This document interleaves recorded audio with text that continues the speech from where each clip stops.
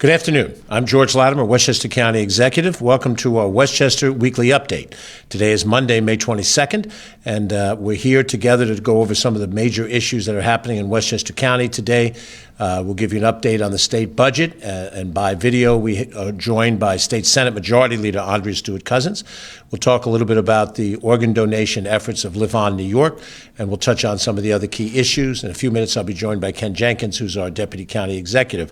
The issue of the day, certainly for the last week, 2 weeks, has been that of migrant families in New York, and then those that are now in Westchester County and in some of the other surrounding counties as an outgrowth of the immigrant issue at the border, which has now been brought up into the New York metropolitan area.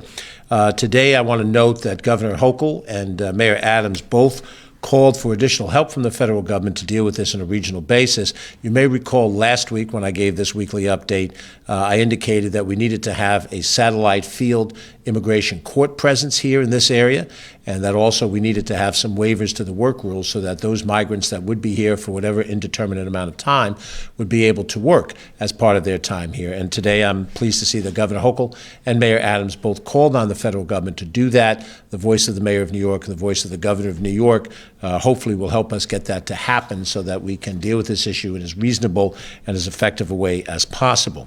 Where we are at this moment in time, slightly after the 2 o'clock hour here in Westchester County, we have placement in the city of Yonkers of 49 occupied rooms at a facility, Ramada Inn facility on Tuckahoe Road. There are no other placements in Westchester County at this moment in time. There's many different conversations that are going on. The Adams administration has reached out to different hotels and motels around the area. It is the decision of the local hotel to determine that they want to contract with the city of New York. When that happens, or should that happen, then the local officials and the county officials meet to discuss how we go about managing that situation. Keep in mind a forgotten fact. 5 years ago, in 2018, we had over 1,000 migrant children that were housed in Westchester County for 6 months. That happened under the Trump administration, and they were housed in 4 locations. Very important, because what we're seeing now at this point in time is a very small fraction of what that experience was 5 years ago. That was managed 5 years ago without incident, and that period of time came to an end, as I said, in about a 6-month period of time.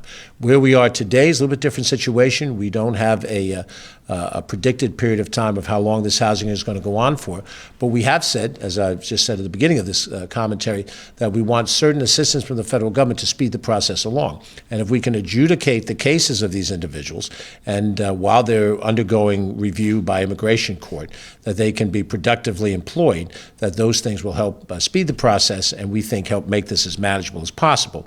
We understand that other counties around us are not willing to go as far as we're willing to go, which is to work practically on what is a practical humanitarian crisis. But each place has their own decision makers with their own decisions. We're working to try to resolve this as best as we can within the context of the county government. We'll keep you posted each week, and if we need to, in between the periods of these weekly updates, as to where we stand on the issue. But that is where we stand today. There's one placement in the county. It involves 49 guest rooms in the city of Yonkers, and more details will come, and we'll share those with you as we go forward. Next thing we want to highlight, we spent a lot of time earlier this spring talking about the impact of the New York State budget, what it would mean on Westchester County as a government, the people of Westchester County individually, and the budget is a complicated process. It was presented by Governor Hochul to the state legislature the 1st of February. It was adopted on the 1st of May. And in that period of time, many of these public policy issues, housing and a host of other things came up to the public attention. And we as a county government were involved as an advocate on some of those issues, both in opposition and in support.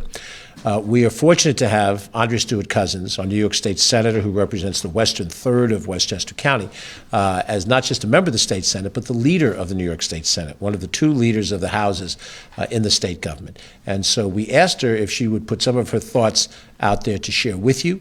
And we do have a video of her comments now, and we're going to share that with you now regarding the New York State budget as adopted for 2023-24. Good afternoon. This is New York State Senate Majority Leader Andrea Stewart-Cousins, and I am grateful for this opportunity to update you on the 2023-2024 enacted budget and the impact it will have on New Yorkers and residents of Westchester County. First, I want to thank Westchester County Executive George Latimer for giving me the opportunity to address you all today. George has been part of many state budgets, and I know he can appreciate the hard work that goes into it. I'd also like to thank my fellow Westchester colleagues in the Senate and Assembly for their partnership in advocating for Westchester. Each one individually and all collectively are some of the strongest advocates a county can have across this state. This year, our mission was to forge a more affordable state for all New Yorkers, one that worked to open doors and opportunities, not close them. This budget continues the lowest personal income tax rates for working and middle-class families in over 70 years, and we've expanded the Empire State Tax Credit to cover children under 5 years old. It emphasizes public safety, justice, and equity throughout the state by clarifying judges' discretion in bail cases, allocating more resources to district attorneys and defense attorneys alike, and adding $374 million to initiatives to get weapons of war off our streets. And as federal attacks on reproductive health freedoms continue, New York is allocating over $100 million to fund abortion providers and protect reproductive health care access. The Senate Democratic majority prides ourselves on being the education conference. And with this budget, I'm proud to say that New York has finally made good on a commitment that we made 3 years ago to fully fund foundation aid. We've not only paid the money that was owed according to the CFE decision decades ago, but we've paid back the money owed over the past 15 years per the foundation aid formula by securing the largest annual school aid amount ever of $34.5 billion, ensuring that no public school is owed foundation money from our state. We also funded important social policies like expanded free school meals and childcare. We've also been able to increase the number of universal pre-K slots across New York, including an additional 1,476 new slots right here in Westchester County. We secured $900,000 for Westchester's New York School for the Deaf after they faced possible cuts.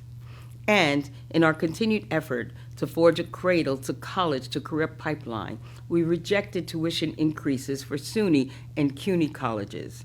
And we ensured there was no funding cut to Westchester Community College, while we provided $6.2 million in capital funding for Purchase College.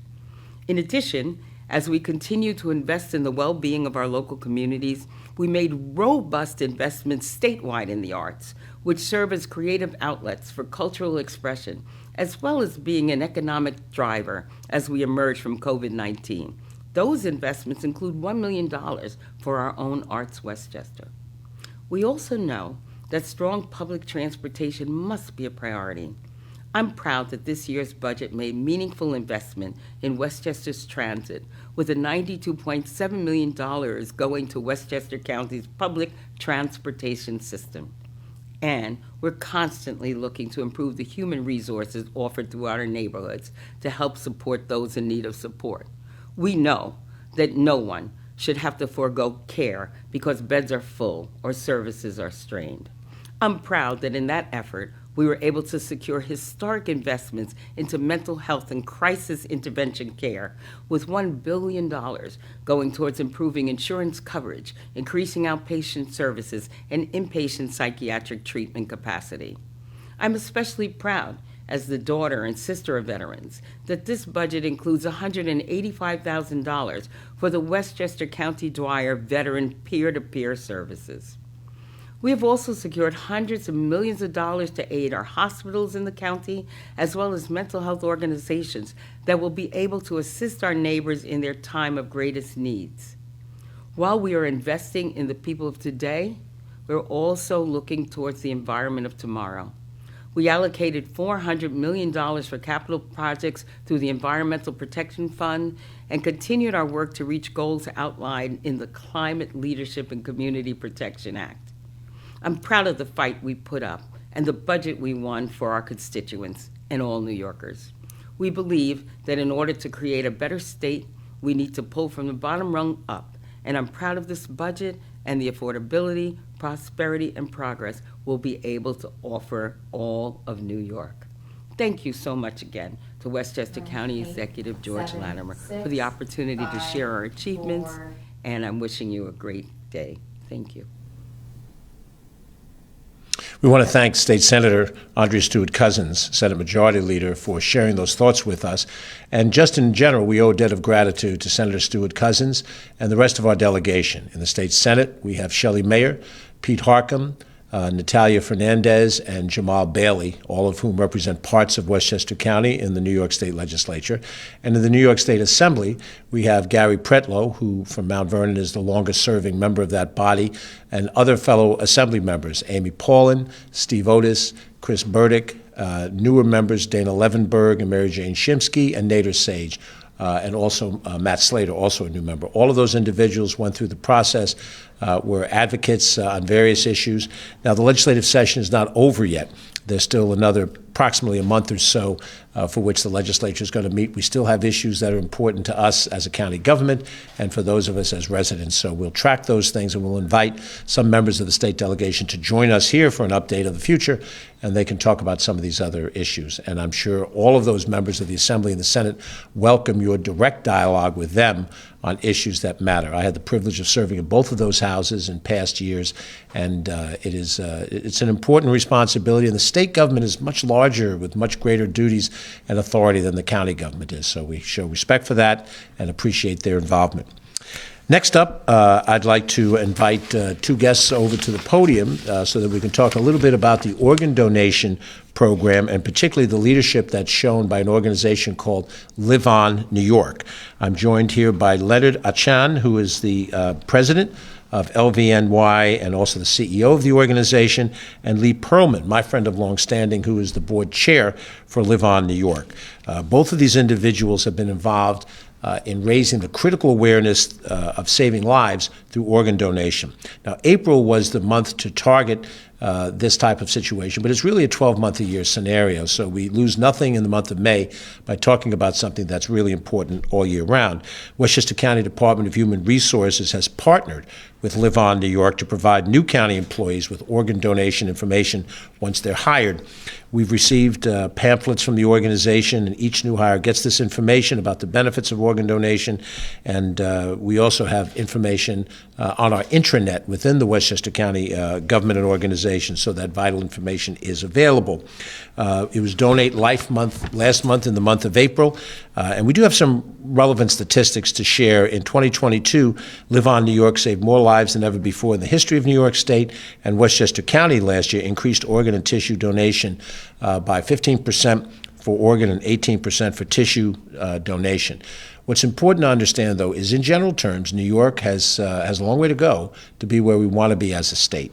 When I served in the state legislature, I had some legislation that passed on this issue, but we need to reach more people and help them understand what the value is for the individuals to make this agreement to give a gift of life.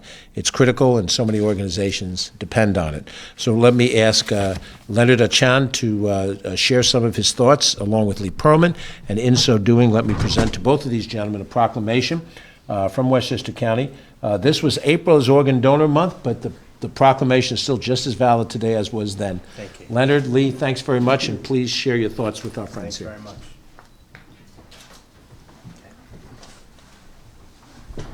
Thank you, County Executive Latimer, my friend of long standing, and thank you for letting us be here.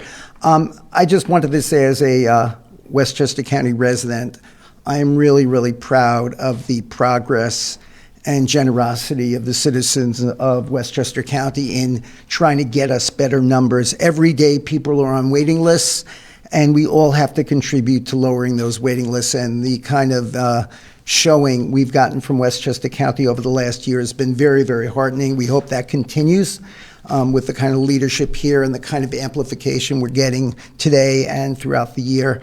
I expect that will continue. Let me ask our CEO to comment as well. I'll hold this. Thank you. Thanks, everybody. Great to be here. Just want to, of course, thank County Executive Latimer for his leadership and the staff's leadership. Westchester County is a big part of the success story of 2022 in being able to increase the amount of organs transplanted more than ever before. But As the county executive said, 9,000 New Yorkers woke up this morning on that transplant wait list. We have a long way to go.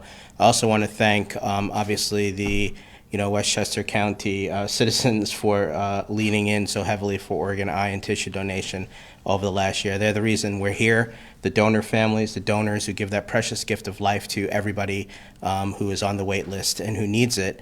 And lastly, I just want to thank Westchester County for their leadership, for leading the way with human resources to introduce, for the first time in New York in this way, materials to everybody who will be hired and who will go through that orientation program to learn more about organ, eye, and tissue donation. It will, without a doubt, continue to save lives, and want to thank you for the innovative leadership of doing that. Thanks again. Thank you very much, Leonard. Appreciate it. Thank you, Leonard. Thank you, Lee. And we invite you to go on the internet. Live On NY is the link that will get you there. And if you check that out, you'll see some of the information that this organization has been prominent in advancing, and certainly Westchester County wants to do its share, and we look forward to working with you in the days to come.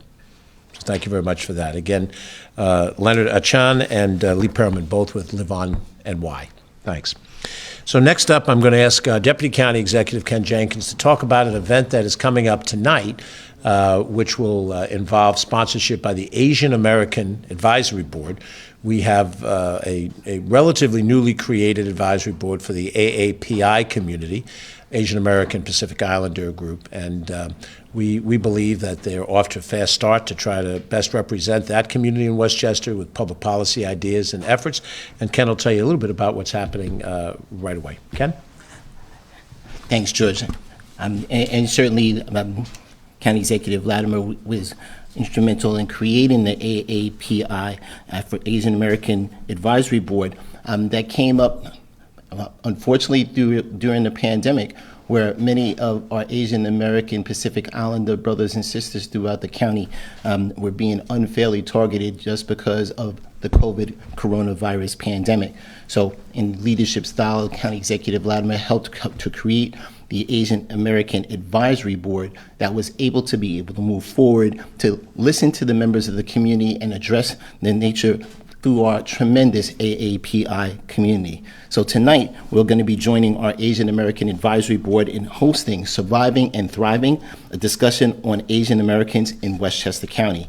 This event features guest speakers, and it's going to be moderated by ABC Channel 7's Sefan Kim, and they're going to discuss a recent finding of a survey done by the Asian American Advisory Board and what those results mean for Westchester County's growing Asian American population.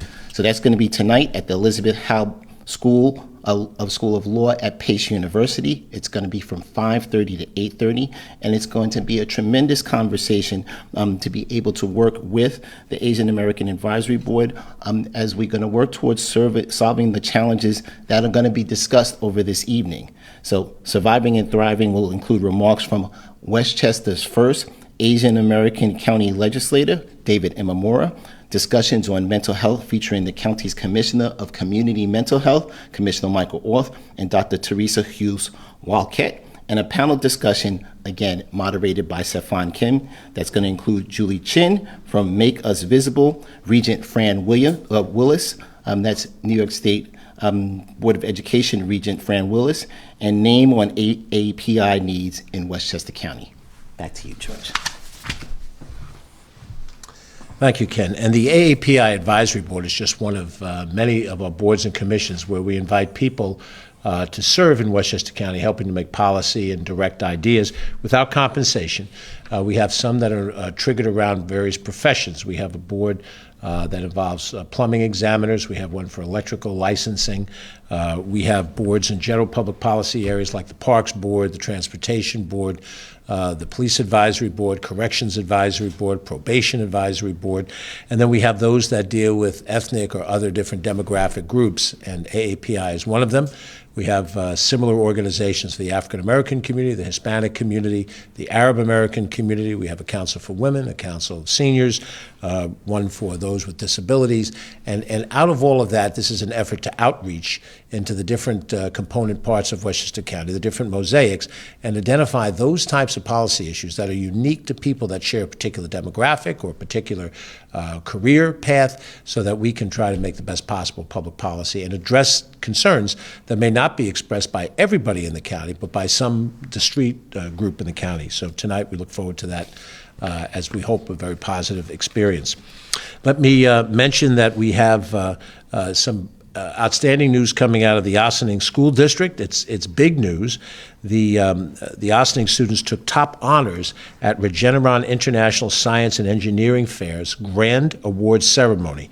And it's particularly notable. We had a ceremony over at the Regeneron headquarters a couple of months ago, where we had 36 individuals, young people, all in high school, that were finalists and were all in competition for these awards. And this is a nationwide, worldwide competition. So Ossining High School senior Sarah Jennings was first place in the world in cellular and molecular biology, and received $5,000 plus $1,000 for the school and $1,000 for the local WESEF science fair because of her accomplishments. That's a significant award to receive, and as a young person still in high school. Ossining High School senior Sarah Gardner was in second place in physics and astronomy and received a $2,000 reward.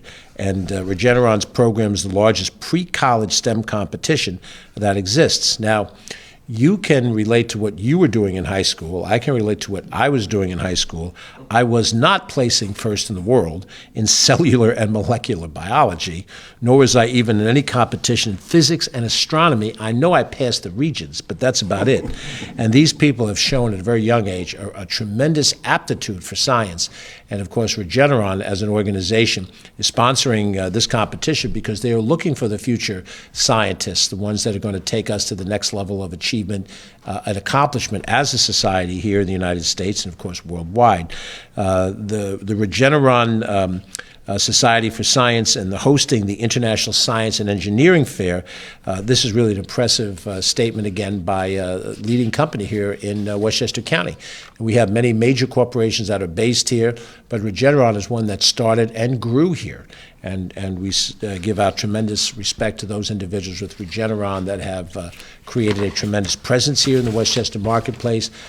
Many people employed. We're seeing expansion of their operations in Tarrytown right now, and that's all very good for our economy, and it's very good for the science that they're helping to discover every day. And we salute these young people from Ossining High School for their accomplishments, worldwide accomplishments, really very, very impressive. We want to mention that we just last Friday, Ken, myself, and some other members of our administration dedicated a garden remembrance to Lawrence Otis Graham. We mentioned this last week. I believe we have some film that shows this, or some stills.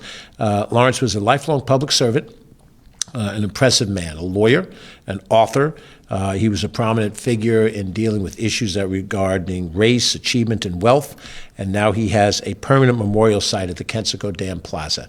And when you're at the Dam Plaza, which is a great place to walk all spring, summer, and fall long, even in the winter, it's a great place to get some exercise. We have in different parts of the park the Rising, which is a 9/11 memorial, and then right near it, a wall that recognizes those that have died from 9/11 related illnesses.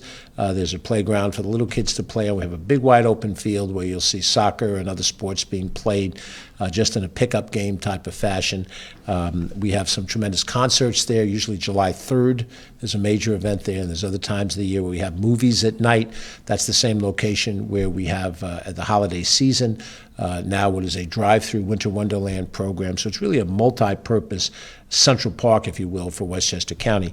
And in this particular case, that's where the Lawrence Otis Graham Garden and Memorial is placed. And in the unveiling, we had members of his family present, people who worked with him in his corporate career as a lawyer, those who knew him from college and high school and junior high school, now called middle school. His service to the county was exemplary. He did most recently serve as head of our police advisory board, the community people that work with our police department and also work with the community to take in concerns. I've known him for almost 30 years. and he really has done a terrific job for us, and we mourn his loss, but at the same time, we remember his life with this memorial. We hope when you're at Kensico Dam, as you do your walking through and enjoying the great outdoors, you have a chance to stop by and recognize this in honor of the life and the times of Lawrence Otis Graham. Next up, we have some expansion of our county park services into yet another sport that's enjoyed and played by many around the world. Not as well known here in the United States, but we are now in the middle of helping to promote the sport of cricket. Ken will cover that. Thanks, George. And certainly because it is AAPI Heritage Month, cricket is something that is played tremendously by the members of the AAPI community, and we are going to be celebrating on May 24th, that's this Wednesday, up at 2 p.m. at Croton Point Park, Westchester County's first full cricket pitch, and that's going to open again at Croton Point Park in Croton on the Hudson. It's going to be an addition, as County Executive just pointed out, to our nationally accredited award-winning park system. 50-plus facilities, 18,000-plus acres, and this is another place for Croton Point Park as the place to do that. So we had some ambassadors of the sport of cricket within Westchester County approach the county executive and our team about developing the layout of the new pitch. Came through then County Legislator Mary Jane Shimsky, which had one of the leaders of those ambassadors for the sport of cricket approach her and brought it to our attention. The county executive, Kathy O'Connor, Commissioner of Parks, Recreation, and Conservation, worked with us to identify Croton Point Park as the prime location for an underutilized ball field that would be able to seamlessly transition into a cricket pitch. So it's not a cricket field, it's a cricket pitch, and it's between the concrete or grass area in the middle that most of us know as the wicket. So there's a sticky wicket, and there's a great conversation about that. I'm sure we'll have some more fun conversations on what that is, but they bowl the ball and they pitch it, and it goes across the pitch where the wickets are, and then people have 11 players on each side. It is a tremendous, tremendous sport, and the ambassadors of that, it's a day-long kind of adventure. So we're looking forward on Wednesday, the 24th, to be hearing from our team of ambassadors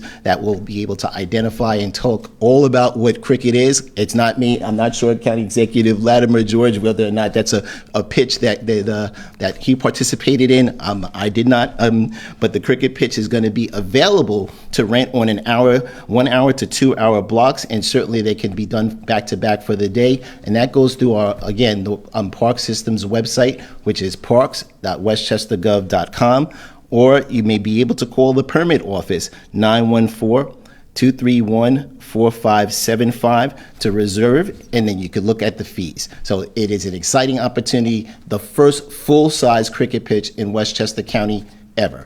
Again, under County Executive Latimer. Back to you, George. So just in case you're ever on Jeopardy, and the category is name the location, you play basketball on a basketball court, you play hockey on an ice rink, you play football on a football field, baseball is a diamond, golf is a golf course, bowling is a bowling alley, and if you play cricket, it's a cricket pitch. You can thank us after you win the big money on Jeopardy. And either that, or if you're playing Trivial Pursuit with your friends for just for the honor of winning a game.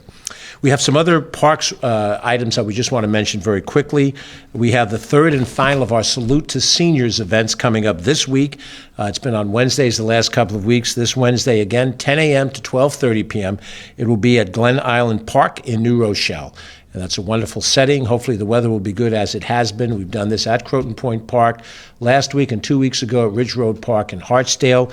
And we invite all seniors to come out. Doesn't matter if you live in a particular region of the county. Salute to Seniors used to be a singular event at the county center. During the COVID period of time when we didn't have access to the county center, we broke it into an outdoor event in regional locations, and the response was terrific. Being outdoors were a lot more pleasant and amenable. So we now have that available in 3 locations, this being the third location, Glen Island, this Wednesday. And for those who are active in a senior citizen program, you can check check with your senior citizen leaders to determine if they have a bus or some means of transportation getting to Glen Island for this Wednesday. We also want to let you know that we have Beach Opening Day coming up for Glen Island. That's going to be coming up on Saturday, May 27th, which is right at our doorstep, 11 a.m. to 6:30 p.m. The Glen Island Beach is our largest beach of the two that we operate. We also own Playland Beach, but that is managed by Standard Amusements, and so they have their calendar of activities in control of that facility. But Glen Island is going to open at that date. We also have the Croton Point Park Beach, which we've mentioned a couple of times. That opening day is coming up and will be open through Memorial Day as well. Also on Saturday, May 27th, 11 a.m. to 6:30 p.m. So if you're on the western or northern portion of the county, Croton Point Park Beach, new bathhouse is coming up. You're going to see that this week. A lot going on up at Croton Point Park. And then down in the exact diagonal opposite of the county in New Rochelle at Glen Island, two events as well coming up this week, and the opening of the beach coming up on Saturday. Our public pools do not usually open until June. We wait until the schools are out, and then we get the majority of kids that will be coming there. So we'll have some announcement about the pools yet to come. That's usually just about a month away or 3 weeks away when school is out of session, but the beaches will be open this weekend. We also want to remind you that Bicycle Sunday is ongoing on Sundays. However, we take a break during holiday weekends. This is a holiday weekend coming up, so no Bicycle Sunday this Sunday on the Bronx River Parkway. It's been open for the last couple of weeks, and it will resume for the weekends in June coming up, and then we'll give you the calendar as we go forward. It takes a break in the heart of the summer and then resumes again in the fall. But Sundays, 10 a.m. to 2 p.m., not this Sunday, but upcoming Sundays. It's a lot of fun. If you haven't done Bicycle Sunday, it's a great thing. You can enter it at any one of the entrances of the Bronx River Parkway. The northern terminus is in White Plains between Main Street and the county center. The southern terminus of it is on Scarsdale Road, which is actually in Yonkers, and the direct connection goes into downtown Tuckahoe. If you want a good advice, park your car in downtown Scarsdale, where they have restaurants and so forth. Get on the parkway there, go north, go south, come back, and then the restaurants in Scarsdale are right there, and you can enjoy them as part of that process. So that's also on your agenda. And then to make a very important point, we have our annual Memorial Day service coming up this Friday, May 26th at 1 p.m. It's going to be at Lasden Park. And Lasden Park is on Route 35. It's in the town of Somers in the hamlet of Katona. And Route 35, for those of you who live in northern Westchester, is the main east-west artery that will take you from Peekskill all the way through Lewisboro and into Connecticut. For those of us who are down county, 684 North or the Taconic North will get you to 35. There's exits on both of those two major roadways. Go west out of 684, go east out of the Taconic, and you'll get to Lasden Park. Our program begins at 1 p.m. You can watch it live on Facebook. Ron Tochi, who's our Director of Veteran Services, will be there. We'll have various veteran groups and all of the solemn ceremony that goes with Memorial Day services. We want to give great respect to all of those who served in the military, and particularly on Memorial Day, those who made the ultimate sacrifice of their lives. We want to remember them so that people know that whatever war they were in, we think in terms of the more recent wars that we're familiar with, the Middle East actions of the last 30 years, Vietnam, Korea, World War II, and then back to World War I. But this really extends back prior to that, to the Civil War, Spanish-American War, Civil War, even the War of 1812 and the Revolutionary War. All of these brave young men and those women that gave their lives to this country deserve our respect and our attention on Memorial Day. Now, let me highlight that the county's program, Friday 1 p.m., is by far from the only program, and we encourage you to look at your local community's activities. There are a bevy of parades that are going to happen. Most of the services that honor Memorial Day will occur on Memorial Day Monday morning, generally in the 10 o'clock, 11 o'clock time frame, depending on your community. There's often ceremonies and sometimes parades that go with the ceremonies in the vast majority of our communities. Outside of that corridor of time, there's a parade on Thursday night in the village of Larchmont, on Sunday afternoon in the village of Hastings, Sunday in the early evening in the village of Mamaroneck. Those are parades in those communities. There's some other ones out there. Some of the VFW and the American Legion posts also have breakfasts or dinners and ceremonies as well. And I know that a lot of folks do leave town over Memorial Day weekend. They want to be out getting the first weekend of summer off to the races. This is a free country. You do what's best for you. But if you're around, we really think it's important for you. Just take an hour of time. Go to the village green or the local place where there's a memorial or a monument in your community and be there. Stand there and be part of the American moment of gratitude to these people who've given their lives for this country. A little later in the year, in November, when we have Veterans Day, we honor all of our veterans, everybody who served in uniform. But for Memorial Day, these are the names that you'll see on these walls and plaques all across the county, the people who died. And they died at young ages, young men, some women in their 20s and their teens in some cases. They gave up years of living on the battlefields, defending the interests and the principles of this country in a variety of different conflicts. So the county will be having their ceremony this Friday, 1 o'clock at Laston, and there'll be other ones around the area. We ask you to please be a part of that. Our report next week will occur on Tuesday, May 30th, owing to the fact that Monday is Memorial Day. We will continue to give you an update on the migrant issue, and we'll come back and give you more information as we go forward. We have some other areas of public policy that we're discussing. Most people have come up to us, ask us about what are you doing with the bus fares this summer. We're trying to come to some final judgment on that. When we have that information, we'll be happy to share it with you. At some point in time, we'll have updated information on crime statistics. The statistics show a continued reduction in crime in general, although certain areas have gone up, and we'll share that with you as we can verify numbers. And there's some other things that we'll talk about as well as we go forward. But we appreciate your time and your attention. If there are any questions, you're welcome to call us at 914-995-2900. That's the general number here at our executive branch. You can reach the Westchester County Board of Legislators at 914-995-2800. I'm George Latimer, Westchester County Executive. Thank you for watching. Have a good and safe day. And again, remember our veterans on Memorial Day weekend.